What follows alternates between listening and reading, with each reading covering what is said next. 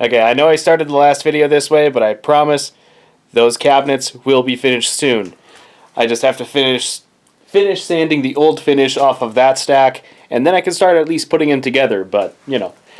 I've had another project come up that needs to be done before that. It's a 3D printing commission, and my wife is getting tired of listening to the 3D printer noise. So, you know, I got that cabinet to build instead now. It's just going to be quick construction out of MDF and a 2x4. So hopefully I can have this knocked out pretty much today. I'm not going to worry about finishing it. I just need it to be together. So yeah, hopefully I can knock this out today and be good to go. And then maybe tomorrow I can work a little bit more on the... Oh no, I'm not going to be able to finish these today. I'm still waiting on parts. Shoot. Okay, I'm going to try and get most of it done today. With that, let's jump over to the table saw and slice up this 2x4 into 2x2s and cut it to length at the miter saw.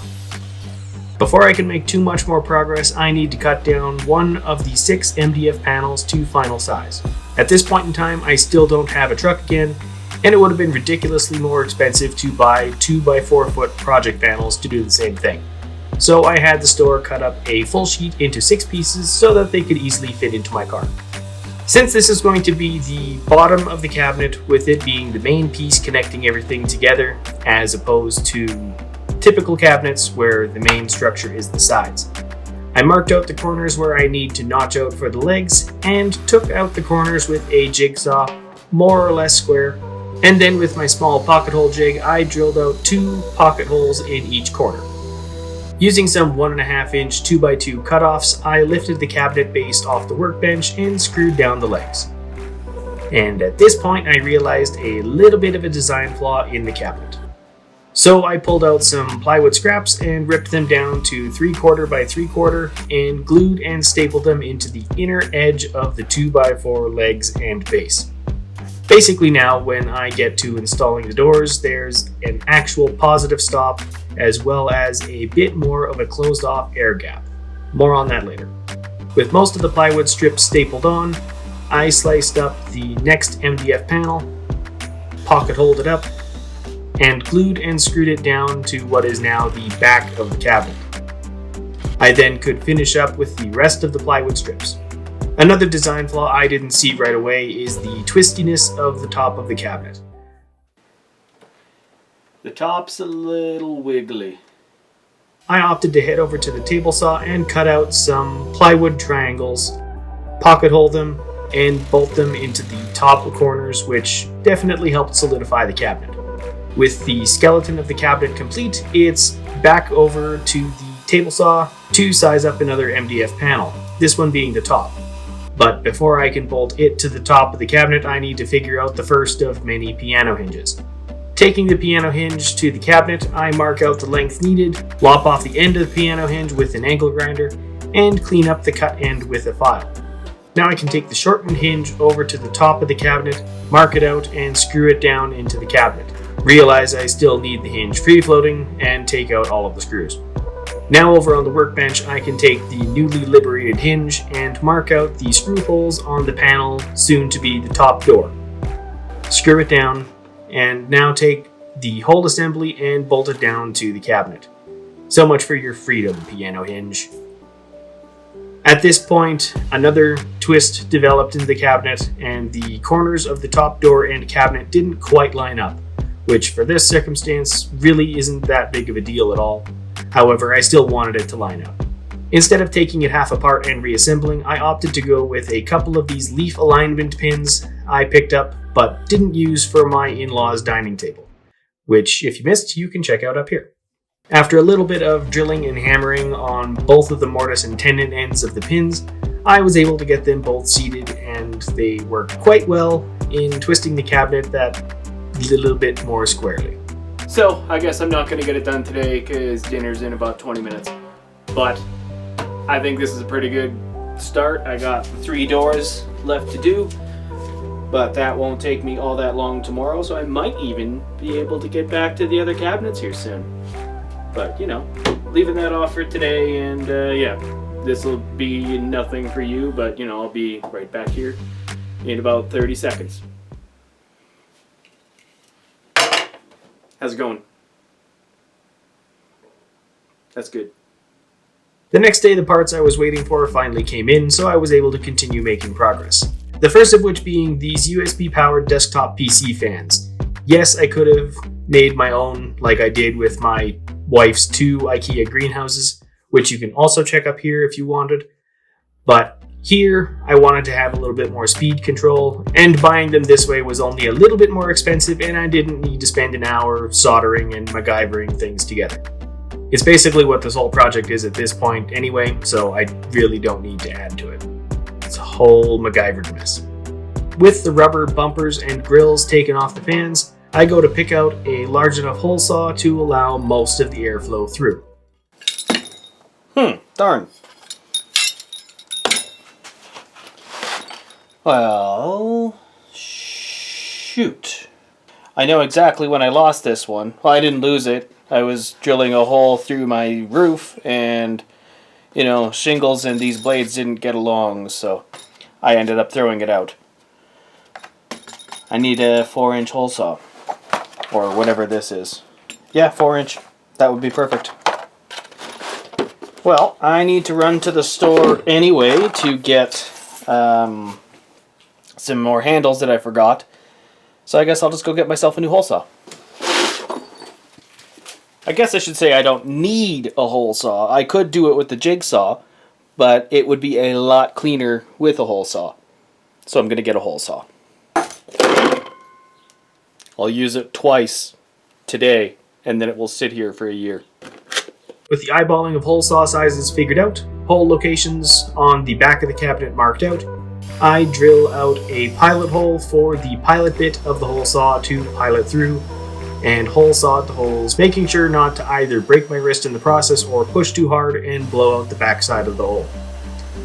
To avoid blowout, I could have stopped and restarted cutting from the backside about halfway through the cut, but I didn't, and no one died, so it's all good. To clean up the holes a little bit more, I threw a chamfer bit in my router and gave them a 1/4 inch or so on both sides of the panel. Since the fan grills are already designed to fit over the fans and are a lot easier to see through / handle, I used them to make sure that the fan mounts were centered and squared on the back of the cabinet. Well, centered-ish and squared-ish. The outer circle of the grill extended outside of the 4 mounting holes by a little bit, so it was close enough. With the holes marked out, I drill through with a drill, shockingly enough. The first bit of mounting hardware I was going to try wasn't long enough, and since I already did a parts run today, I figured I would just use something I already had on hand. Hell if I know what I originally bought all of these bolts for, but I had a lot of them, and they gave me a lot of space to work with while getting everything assembled. Then with everything tightened down, I break out the rotary tool and do some fine grinding. The smaller tool was able to sneak up a little bit closer without gouging the nearby everything. Then it was just a little bit more finessing with the file. The second part of parts I was waiting for was the power bar, which I mounted inside of the cabinet up and out of the way of where the 3D printer will be sitting. Using a smaller hole saw, I drilled out the bottom corner to allow the cord to pass through the cabinet and plug in. And hey, here's the drilling from both sides I mentioned earlier. Works well. Then the outer side of that hole got a chamfer, but not the inner side. Not quite enough room to get the router in there. At this point I can move on to doors, which are basically installed the same way as the top panel. Piano hinge, cut the panel to size, piano hinge again, put the assembly back in, open and close the door a few times, and repeat for the remaining 2 sides. The only difference was on the front door. I decided to install this filtered cold air return vent cover on the front door to allow fresh air to get into the cabinet and let the 2 fans at the back actually do something. Since at the end of the day this cabinet and my 3D printer are going to live in my stain room, I might have the 3D printer running and need to spray some finish at the same time. Most likely not, but just in case. And I don't necessarily want all of that dried, aerosolized, airborne finish landing on my print bed or in my print. It works out since this is the same type of vent I already have in my house, so when I need to replace the filter clogged with polyurethane, I can buy a 4-pack and replace all of my house filters at the same time. Fun story. Didn't know my cold air returns were filtered until looking these up and figured I should check. We've lived in this house for almost 9 years. In that time, we've had 2 dogs, 3 cats, a brother-in-law, both Danielle and myself being long-haired individuals. Well, me not at the moment. But the amount of stuff I pulled off the filters was a 1/4 inch thick. Maybe should have checked that. With the doors now installed, I bolted a couple handles on both the front and back to make it just a little bit easier to move around since I already had them. Not that it's going to be moved around a ton, but for the few times it's needed, it'll be nice to have, since I really didn't design this cabinet with a whole lot of sturdy handholds other than the bottom, and MDF is slippery. At this point, not all of the doors wanted to stay closed all of the time either, so I added in some more plywood backer pieces and bolted in some cabinet door catches to snap the doors into place. I was debating throwing on some weather seals or something to make sure that any fresh air would be forced to come in through the filter, but between the catches, tight-fitting doors, and the backstops, it might be okay without it. I will keep an eye on it to see how dust collects in the cabinet, but for now I'm not going to worry about it. And last but not least, in terms of construction at least, bolt a couple handles onto the doors. I'm sure that their uses are apparent. And with that, I can bring the printer inside, throw the printer in it, and get it printing. I played around with mounting my old Raspberry Pi 3 with the camera module inside the cabinet to keep an eye on the print during longer runs, but I couldn't get the remote access working consistently. I have to do some networking work on the house in the near future anyway, so I haven't done anything else with it yet. But other than that, this project and the following printing commission is done. I am quite happy with how this project worked out. It was a nice break from sanding my new office cabinets. The cabinet definitely cut down on the whine noise from the printer, which my wife definitely appreciated, and now the printer has a home that's, well, at the moment, simultaneously right in and out of the way. Eventually my printer will be kept in my basement stain room, but for now, since I'm accessing it every couple hours with this printing commission, it can hang out in the office before I renovate it. Those videos coming out soon. And with that, I'm going to call it a video. Thank you all for watching, and if you like what I'm doing here, give this video a thumbs up and subscribe for more. If you have any questions or comments, I look forward to reading them in the comment section below. And if you want to see more up-to-date content, you can always follow me on Instagram at John the Schreiner. Otherwise, I will see you here in the next video, and have a good one.